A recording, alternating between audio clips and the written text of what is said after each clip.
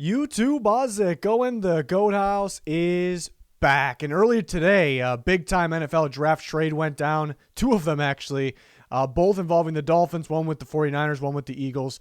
You guys know the drill, what happened. We broke it down in a separate video, but yeah, it changes a lot. So we had to update our mock draft here, so really excited about this. Yeah, again, mainly the Niners moving up to 3 changes everything. You know, we know quarterbacks are going 1, 2, 3. It pushes some talented players back. It's all different now, so you got to love it. Yeah, well, we're going to break this down here in a second. Make sure you follow our Twitter for constant talk, breaking news, anything you can think of NFL-wise. Please subscribe to the channel. A bunch of different NFL draft content right around the corner here starting next week. A few more free agency videos to get to as well.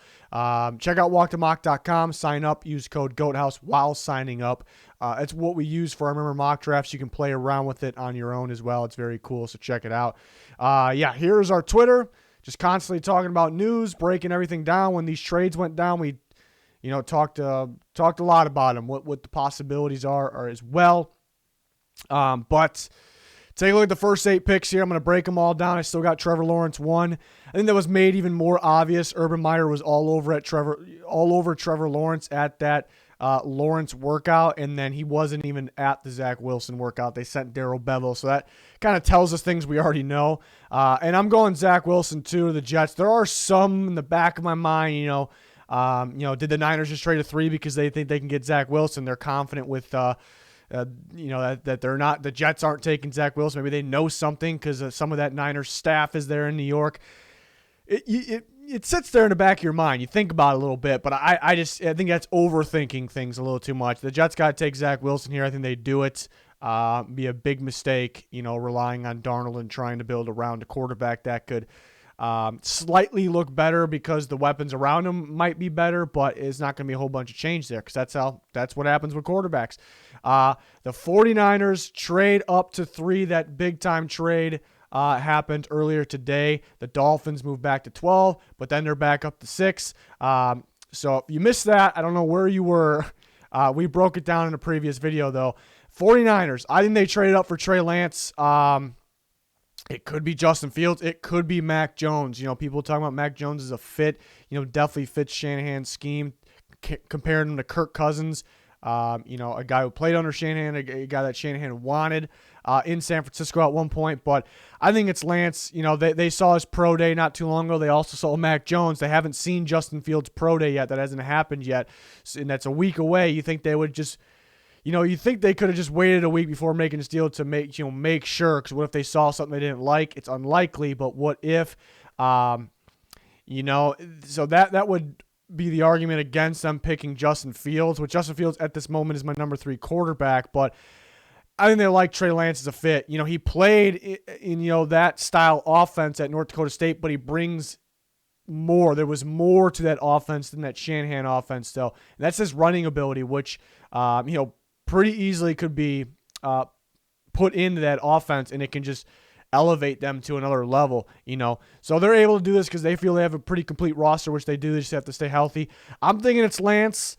Again, it could be Fields, but it really could be Mac Jones as well. That would be pretty wild there if it's Mac Jones. I know I had the 49ers taking a quarterback a few times at 12, and people were kind of getting bent out of shape about it. But now they're up to 3, and they're taking a quarterback here. So we'll see which one it is. And I'm thinking it's Lance at this moment. I think it's a fit. I think there's a lot of upside. He's gonna be a good football player either way because his running ability is ridiculous. And he's not I don't see a scenario with him being a terrible passer as well. So I think he makes more of an impact than Jimmy Garoppolo right away. I wouldn't. You don't want to hurry a quarterback, rush him in there, but trading all that away to take a quarterback 3rd overall, I think you should start and get this guy developed week 1. I think Lance will be good week 1 too, with that team and that system. The Falcons, I'm going Justin Fields. There's some thought about a trade back because they weren't able to do a lot in free agency, and they still need to fill some holes for sure, and they want to be able to compete because they got some top tier talent here and there, and they got a pretty good coaching staff now on both sides, actually, Arthur Smith and Dean Pease. So they could do that. I'm going to go Justin Fields here, though. I think a fit in Arthur Smith's scheme. I think Lance could have been as well. It's kind of debatable either side. But I think they'll like Fields. I think Fields actually could be their guy. So the question is, did the Niners just screw over the Falcons? By trading ahead of them, or are they thinking about taking their quarterback? That's an interesting debate there. I think they'll like Justin Fields. When are they going to have this opportunity? It's why the Niners traded up. I've been saying this quarterback class is that good, and the Niners trade up to 3 when they don't 100% know who's going 1 and 2. They have an idea. That's because they're good with any of those 3 guys there, most likely. And when are the Falcons going to have the opportunity to grab a Justin Fields caliber quarterback in the future? They just won't. It's going to be some time. So I think they pounce on this opportunity here. Another thing, the Niners, this is a fact. The Niners called obviously the Dolphins. They made the trade with the Dolphins at 3. They called the Falcons to trade up at 4. They called the Bengals to trade up at 5. Those deals didn't happen. What that tells me is I don't think those teams really wanted a deal unless it was a certain amount they were getting back, more than the Dolphins. And you could say, well, the Niners just wanted to go up as high as they could. Well, first, why would they waste their time talking to the other teams? Second, if they felt that the Falcons were going to be able, we'll just use the Falcons as an example. If the Niners felt the Falcons were good to do the deal, but they just accepted the Dolphins one, it wouldn't make much sense. They wouldn't be worried about the Falcons taking their guy if they were willing to accept their deal. But they went to 3 because they're worried about the Falcons taking their guy. So that tells me the Falcons want to stay put there. And the Bengals may want to stay put as well. They probably would have been able to move if they got a certain amount. That ended up being their best deal there. It felt like the Niners were confident maybe getting their guy at 4 or 5, but not if the Falcons are sitting there. The Falcons are that sneaky team there that could take their quarterback because they've been linked to maybe a Lance or a Fields, guys like that. So that's another reason why I think the Falcons are looking for a quarterback now. If they were in on Trey Lance, is Justin Fields that close of a grade? Because, again, if Wilson's there for the 49ers, they're going to take him. But they're okay with taking a guy like Lance in this example. Are the Falcons the same way with Fields? If they like Lance a little more, we'll see. Definitely interesting. This is where the debate kind of begins at 3, even which quarterback the 49ers are going to take. But the Bengals at 5, pretty big debate here. I'm thinking they go Jamar Chase. It's tough here, but I'm thinking I don't think they go tackle. I'm starting to think that, they could, but I really think they like Jonah Williams at left tackle still. They could move him in at guard. I think the best possible offensive line they could have is moving him to guard, maybe getting a Paye for left tackle. But I think they want to keep Jonah Williams at left. They got Riley Reef playing right. I think it's a possibility they take Slater and they put him at guard. He potentially could be the best guard in his class if you put him there. But that's not my prediction right now. I'm gonna go Jamar Chase. This team used 3 number 1 receivers, basically. They played so many snaps. Tyler Boyd, T. Higgins, A.J. Green.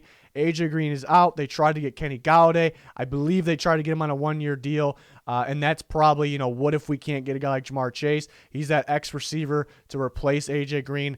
More signs point towards that, but the Bengals could surprise us. The Dolphins made that trade. It went from 3 to 12 and moved back up to 6. I have a feeling they're going to surprise us. Rashawn Slater isn't a mega surprise. It's not like, a crazy surprise would be, somebody that we're just totally not expecting that hasn't been mentioned. Players that have been mentioned, offensive lineman, Paye, Rashawn Slater, and then you look at the receivers / tight ends as well because you got, I say that because of Kyle Pitts, but you have Jamar Chase mainly, Jaylen, Waddle, DeVonta Smith. I think that surprise pick that maybe there's some small percentage that they can take is maybe Elijah Vera Tucker, pairing him back with Austin Jackson. If they want that guard, they want to play Austin Jackson at left tackle, and they want to play Robert Hunt at right tackle, who I think could be a Pro Bowl caliber guard. That it's kind of up in the air. Why I want Rashawn Slater? I think they're going to surprise us a little bit. I think they, if the Dolphins were like locked in, like they had to have, Paye or Jamar Chase, they wouldn't have done this trade. They would have just taken them at 3. They're either okay with any of those guys, and that still could happen here, or they're locked in on a guy that they strongly feel will be there at 6. So I'm kind of going that route. Remember, Rashawn Slater in his career actually has more snaps at right tackle than left. I think they want to keep what they have going there. I do think they could slide Robert Hunt to guard. I would like that. And I think they would play Rashawn Slater at right tackle. So this is somewhat of a surprise here. I think I'm feeling that from the Dolphins. They're not going to make that obvious pick with the, if you polled majority of the fans, what they would pick. I don't think they're going to do that. But I do think we'll get to it. I think they might not be done trading. I have a trade here. Patriots moving up to 7. 4 quarterbacks went in a row. We know 3 are going to go in a row. 4 went in a row because it's an elite quarterback draft class. It really is, and that's kind of was proven on what the Niners did today, at least the thought of it.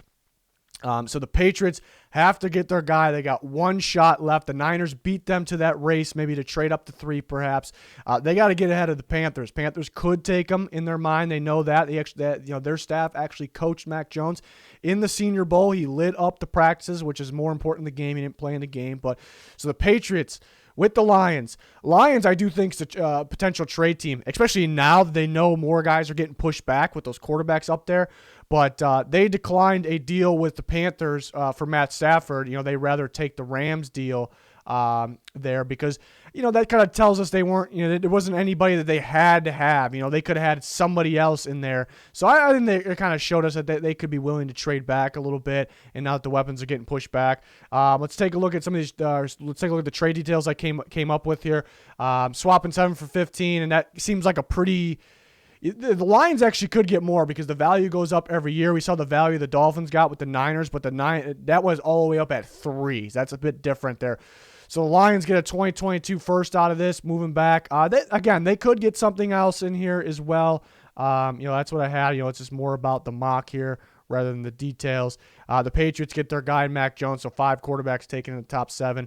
Pretty realistic here. There is even some that think Mac Jones could be the guy at 3 for the Niners. Possible.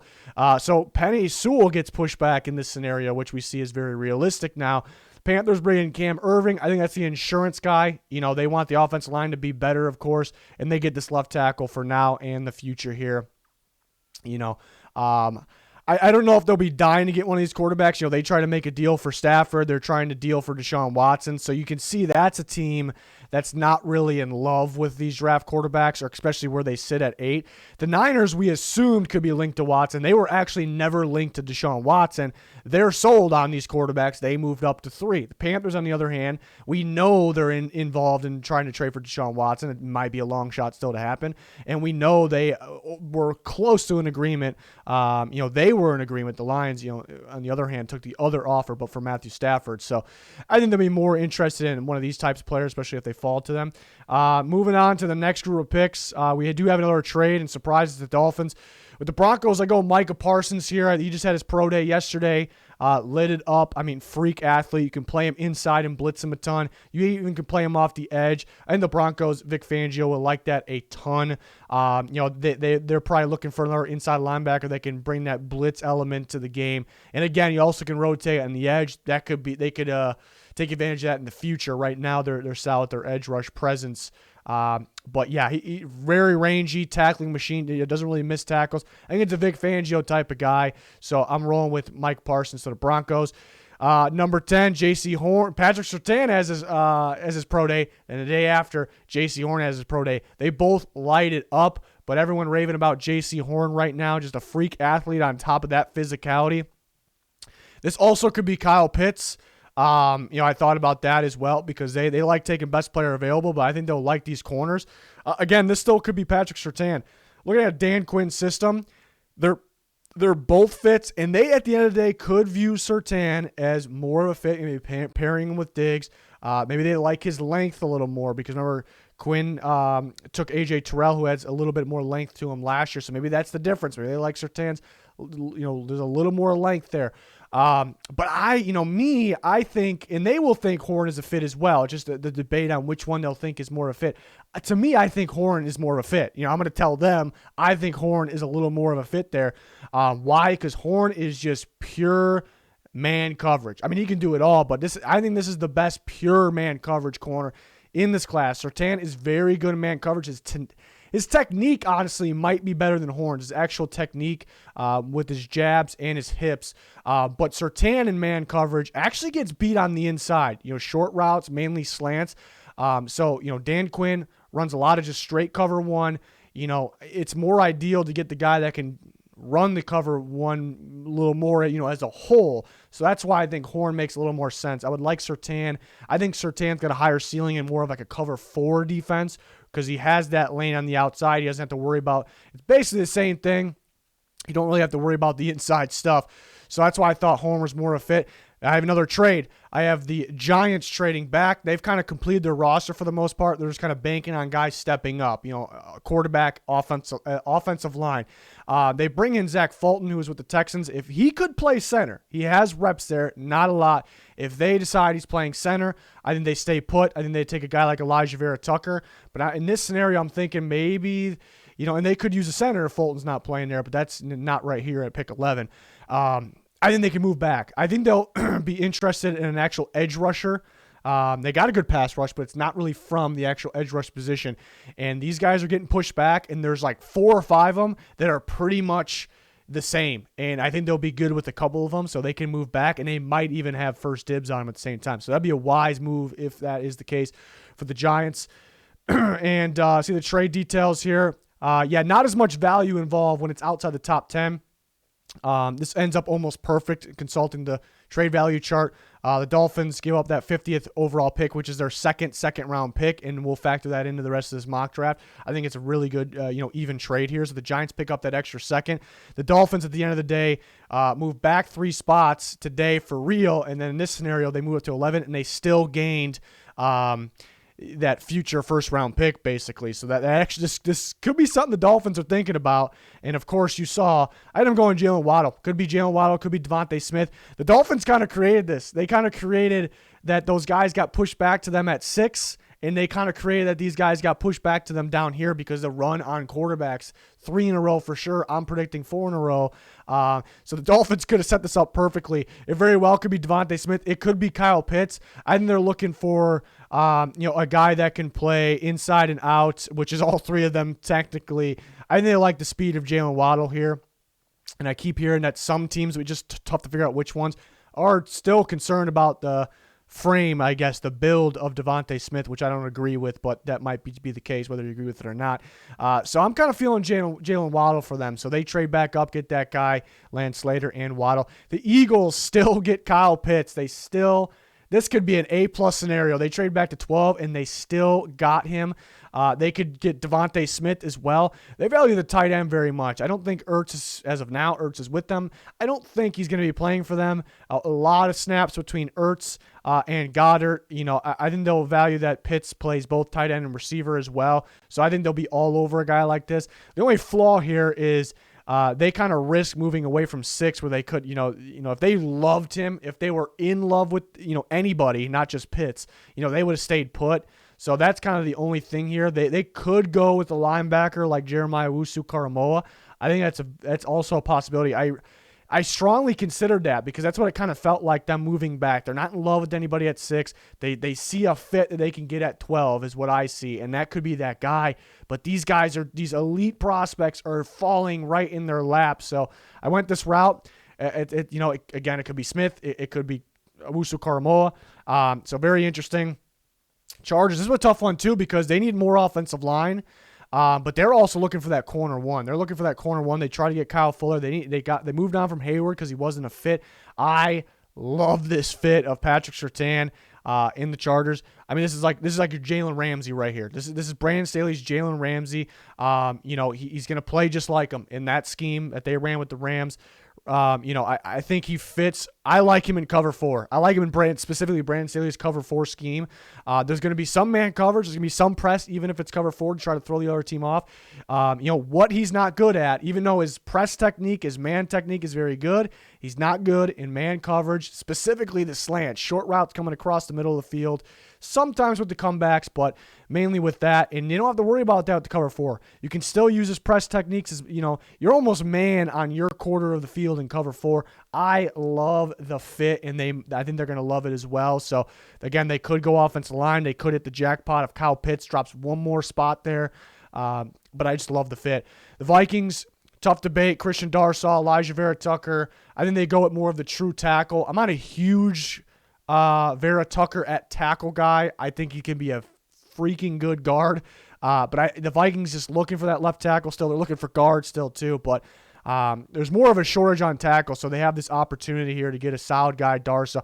He's going to be a dominant run blocker for them right away, which they're going to love, them with their running the ball. He was good in pass protection. He just didn't, Virginia Tech went so fast. They ran the ball so much. It's hard to judge him fully, but I do think he's solid. Lions, they traded back, and they still got a guy like DeVonta Smith. This would be an A-plus scenario, and it's possible. Why? Because those quarterbacks in the top 3, in my scenario 4, pushed them back. If the Patriots are trading up, there's a 5th quarterback. Pushed them back, so these teams are hitting the jackpot. I told you these trades made the draft change big time, and it did. Even if you don't agree with this exact scenario, it changed it. So the Lions still get that guy that, they added some receivers, but they still need a legit guy like this. Again, I keep saying I think he fits a Jared Goff type offense here. The Cardinals at 16, I think they would love a guy like Jaycee Horn. I think they would even take a guy like Patrick Surtain. They could take Caleb Farley. I think he's dropping a little bit. I think they want more of a pure man corner that's consistent in their press ability, and just straight up man coverage. And I think it would be a reach, especially with Farley's somewhat injury concern. It's not super major. But I think they can use another guy in the interior. They're kind of scrambling. They add Winters. They try to add guys like that. That's an insurance piece. Justin Pugh, they told to take a pay cut. I believe if he didn't take that pay cut, they may have cut him. So they're kind of, preparing to find the guards of the future anyways, even though Pugh did take the pay cut. Vera Tucker's going to be a really good guard. So I think this is the route they take, unless if Horn's there, they're taking him. I do like a receiver fit for them and Elijah Moore, so that's something sneaky to watch out for. They could take Surtain, but off the board, and they go with that guard to go Elijah Vera Tucker. Moving on to the next group of guys here. Tevin Jenkins, I had this last time in the Raiders. Their offensive line is okay, even though it looks like they blew it up. They had pretty good depth, but some of these guys were depth guys before. They're very quality depth guys, but I think they're kind of looking out for the right tackle of the future here with Tevin Jenkins. His name is soaring up. He's a very good blocker, mean, nasty blocker, good run blocking and pass protection. I think they'll like him. They filled some needs. I don't see them going corner right now. They could use corner. They could go with a guy like Trevon Morag, maybe the safety perhaps. But I think they're still gonna add a veteran corner. I think they go Jenkins. So the Giants traded back, like we said. I think they'll target an edge rusher. Take your pick here. And I went with Greg Rousseau from Miami here. The freaky edge rusher length. Freaky length, very athletic, pretty versatile moving around. Apparently he's put on even more size to him, and he, in a good way. And he's looking good. You see the upside of him. So I think that Gettleman will like him. I was thinking about Jason Away from Penn State, and they'll like him as well. The freaky upside. The difference here is Rousseau will have. He already has the production. That's kind of the thing with Away, absolute freak monster upside. Doesn't really have the production. His tape really isn't the greatest, but you see the upside's got to be there. So the Giants trade back and they pick up their edge rusher. They're building the elite defense. They're building the elite defense here. Washington, I had to pick last time. I like Jeremiah Owusu-Koramoah. Again, he's a possibility to go much earlier in this as well, but I like him in Rivera's scheme. They could use another linebacker, rangy linebacker that can get in the backfield, can get after the quarterback, can cover at an extreme. It's one of the best coverage linebackers we've ever seen. So I think they'll like him a lot. Elijah Moore is he's soaring up my board. Let me tell you, I moved him up to receiver 4. Finished watching him. The guy's an absolute stud. He's a plug and play, instant impact. The Bears were looking at another receiver. They were trying to get guys, a guy like Galladay. They're even looking at shifty, speed guy, Isaiah McKenzie. So I think they'll like Elijah Moore. I like him in the slot, but the bonus is he had over 100 snaps outside, and he played pretty well there. So you love the versatility, but you can put him in the slot. He's one of the best route runners in this class, very good at getting separation. He's sure-handed. I believe it was only 2 drops this year. He's a monster after the catch, really tough to bring down, and he'll make you miss as well. So this guy should be going in the middle of the first. I really like him as a fit for Arizona. I think he can go as high as there. I'm a big fan. He's a stud. So I think the Bears could benefit from adding him, kind of trying to make that offense more explosive. The Colts are in a tough spot because they need a left tackle and they need edge rush just as bad. I think it's just as big of a need. They'll view tackle as more important here, maybe priority, which is understandable, but you also can't kind of force anything here. I don't like any of the fits, or I do like some of the fits, but it's too early. A lot of people are linking him Liam Eichenberg. I just don't like him in the first round. He's a really good run blocker, but I think he's got a bit to go in terms of pass protection.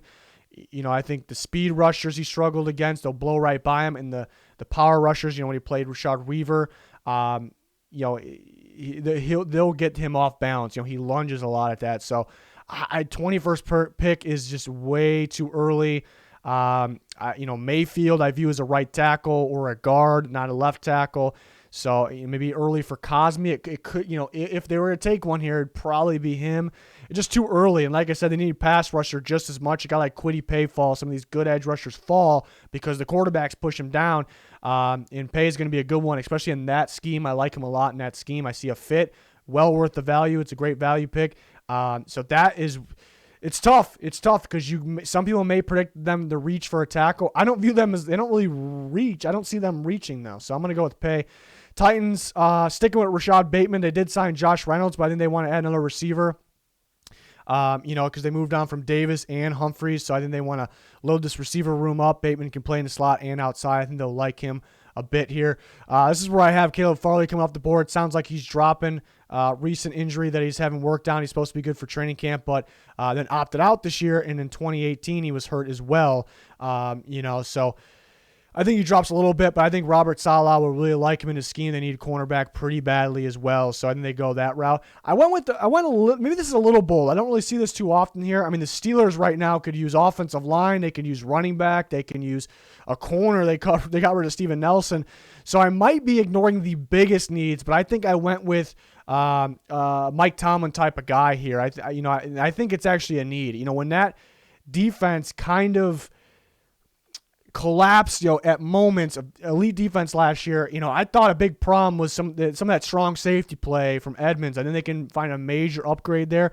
Mareg could play strong freeze, good split safety. I think it is a perfect pairing with Minkah Fitzpatrick, because Minkah, more of a free safety, but you could see him almost in the slot at times. I think a lot of time he puts himself up there because he's a pretty instinctive player. I think that works well with a guy like Mareg.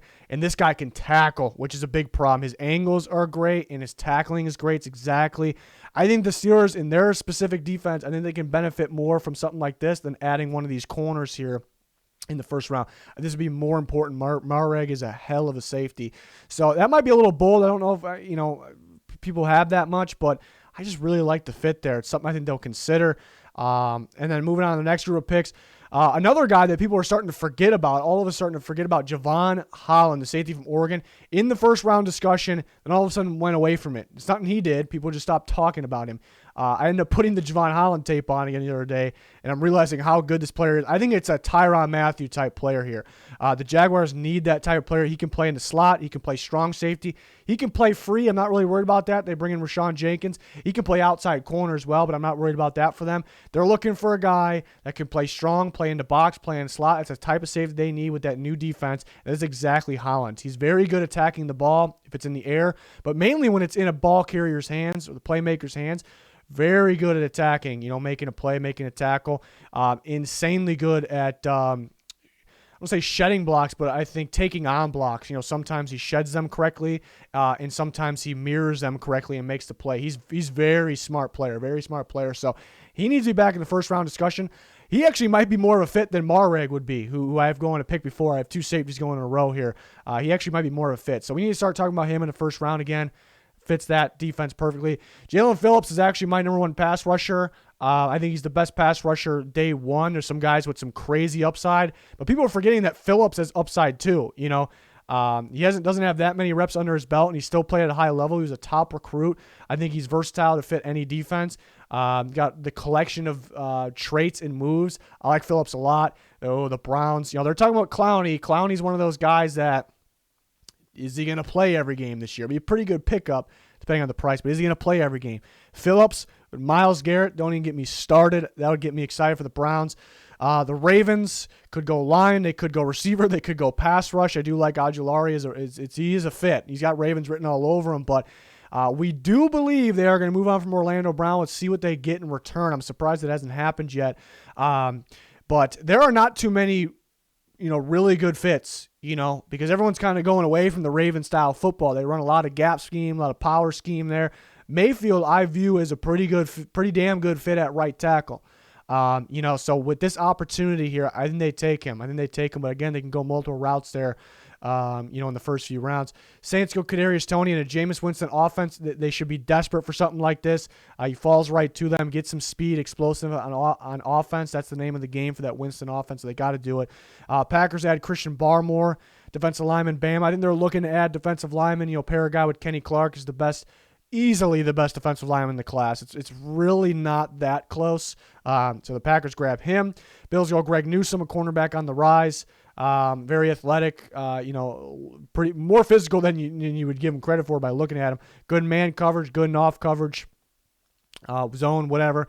I think he fits the Bills. I think it'll be a good pick. Chiefs go Jason Oweh, the freaky upside pass rusher. He's running in the 4.3s. I keep comparing him to Danielle Hunter. I'm sticking with that comparison. Danielle Hunter had no production out of LSU, was a really good run-stopping pass rusher, just an absolute freak. The Vikings take a shot at him. He ends up being insanely good. And I see the measurables, similarities. He's very good at stopping the run. He's even faster than Danielle Hunter.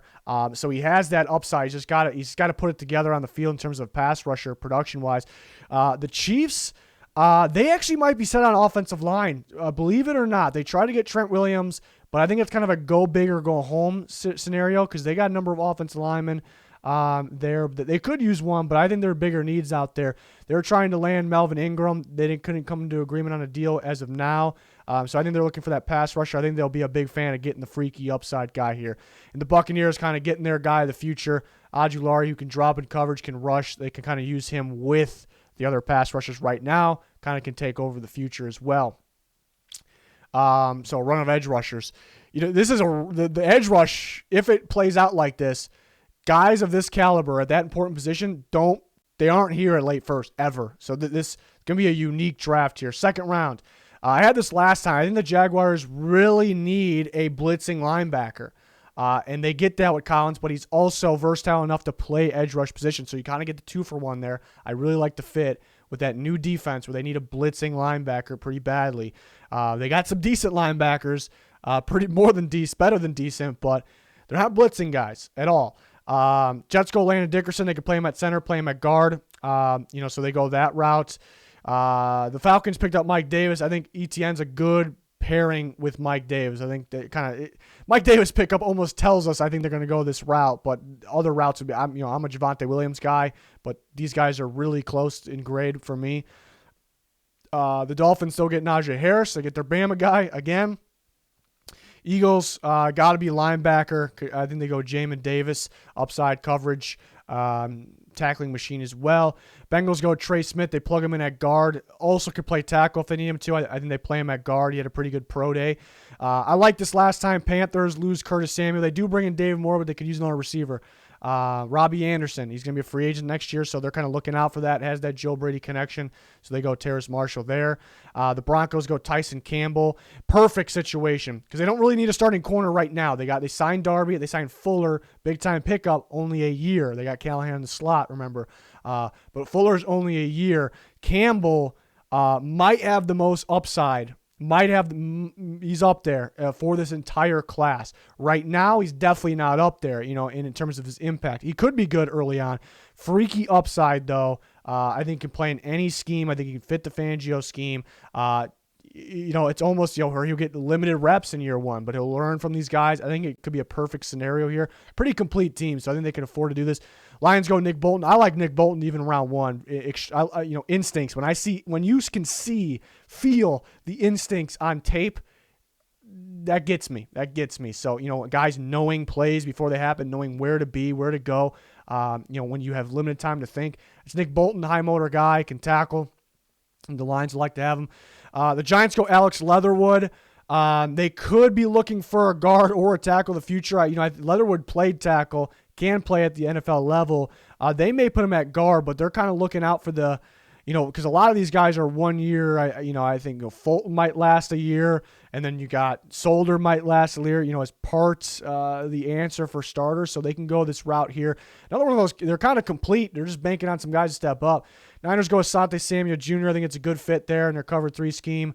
I've had this pick. I like the fit of Onwuzurike from Washington. It's a pretty good defensive lineman that can get after the quarterback. Exactly what the Cowboys need there. The Jags go Wyatt Davis. Norwell, it could be out after this year, so they're looking out for the future for the guard there. Patriots, Stephon Gilmore needs an extension. They still didn't re-sign, even though they have a tender on him, J.C. Jackson. They could be looking for a corner that can play some man coverage, and Eric Stokes. The Chargers get their tackle here, Samuel Cosmi. This would be a good pick for them.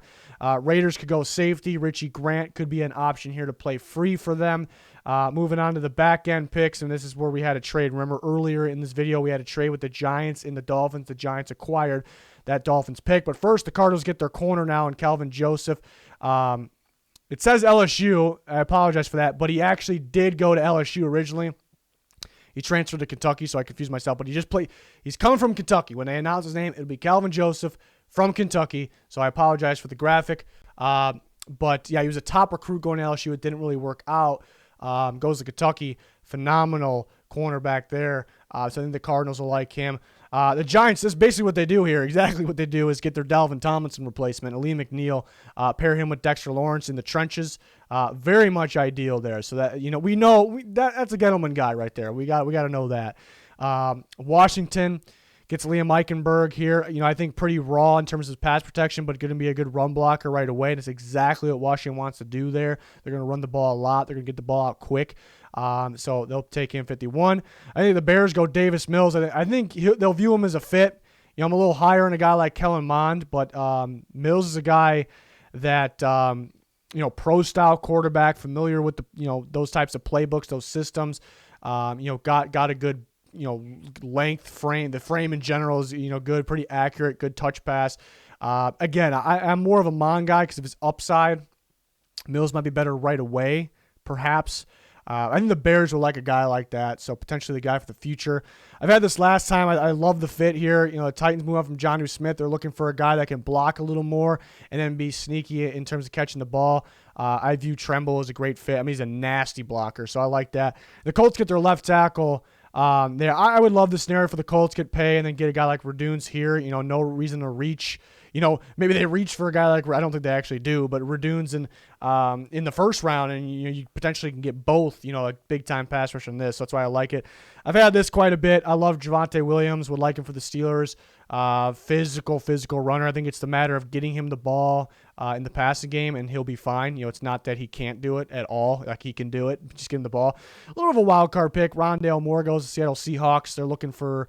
they might be looking for one of those gadget-type players. He could be more than a gadget player, but really that's why I think he drops, because that's what he was at Purdue. A lot of screen passes, end-arounds, run a 2-yard slant. Before he's even slanted, just get the ball out. He didn't really run routes. It's not that he can't, but he really didn't. A whole bunch of them. Not at all, at Purdue. So it's going to scare teams a bit, in my opinion. Rams take Joe Tryon. They did extend Leonard Floyd, and I'm excited about Terrell Lewis stepping up, but he does have injury concern. I think too good to pass, an extremely good fit in that defense. Tryon could go in the first round. He's very, very talented. Ravens could go receiver here. But a guy like Ronnie Perkins sitting there, they definitely need edge rush just as bad right now. So Ronnie Perkins, high motor edge rusher, they could fit any scheme here. So they grab him. Browns get their linebacker, Jabril Cox, very good in coverage. The Saints get Kellen Mond to learn behind Winston for a year. Winston's got one more year left. Taysom Hill might have 1 year left here. So they get this guy, Mond, familiar with the pro-style offense, coming from FSU. Jimbo Fisher can run. I think a perfect guy for behind Winston for now. Could be a starter in year 2. Would love that for the Saints. Bills get Joseph Asai, somebody that can rush off the edge and play off the ball when they need to at times. Maybe like a Lorenzo Alexander, who they missed a little bit, perhaps, even though he wasn't a huge piece of their defense. But more of an edge rusher. So he's going to have more pass rush snaps, I think. Packers get their receiver in Tylan Wallace, wide receiver, Oklahoma State. Wallace has the traits of a first-round receiver. Great hands, tough dude. Great footwork. can attack the ball at its highest point. Can beat guys deep, underneath, whatever. Oklahoma State just put him literally in one spot. They stuck him in the right side of the field. That might scare teams. Why? Can he only run from there? Is he going to be familiar with everything else? You would think so, but it could drop for that. I would love him with the Packers. I think it'd be a great fit. Chiefs go Aaron Robinson. They were looking at some slot corners. You're looking at Kwan Williams, guys like that. Could use another corner. Aaron Robinson has almost even reps outside and inside, and he's very talented. So I think the Chiefs will like a guy like that. And Milt Williams, one of my guys here, freaky defensive lineman. I think he can fit at 4-3-N, 3-4-N, 4-3-3 technique, really anywhere. This guy's going to be a stud. He's going to be a stud. I like him with the Buccaneers. Maybe rotation right away, but a starter very early on in his career. So that is my updated mock draft with a couple trades here based on, right after those big real trades went down, which we broke down earlier today. Love that those things happened. It's very entertaining when something like that happens. The whole draft just kind of changes because of it. So it's pretty crazy. So hopefully you guys enjoyed it. Let me know your thoughts in the comments. More NFL draft content on the way. And then, yeah, we'll have you covered. So even after the draft, for all the grades, everything. So hopefully you join us for that. Subscribe, follow us on Twitter. Check out all those links that are pinned in the comments there. That'll be pretty useful. That's going to do it, though. Thanks for watching. Goodbye.